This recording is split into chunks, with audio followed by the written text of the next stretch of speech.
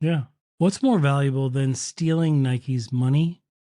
Stealing what makes Nike Nike. The criminal masterminds behind the gang World Leaks didn't break into the store like some Antifa lowlifes. They didn't grab sneakers off the shelves like petty criminals. They grabbed something way more damaging. Design files, manufacturing processes, factory training documents, blueprint for how Nike turns fabric and rubber into a $150 billion brand. See, shoes are a commodity. Adidas sells shoes, New Balance makes shoes. What separates Nike and what has for decades is everything that Steve Jobs taught us about branding. It's not about the product, it's about celebrating greatness, celebrating great athletics.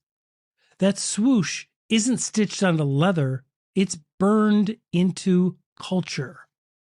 And now, all those trade secrets, those design workflows, the exact processes that separate Nike from all the knockoffs, they're sitting for sale on the dark web like an eBay fire sale.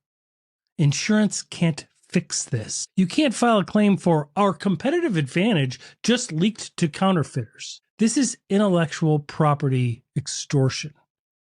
And it's the future of cybercrime. Follow us for more as this case develops. This is Cybercrime Junkies.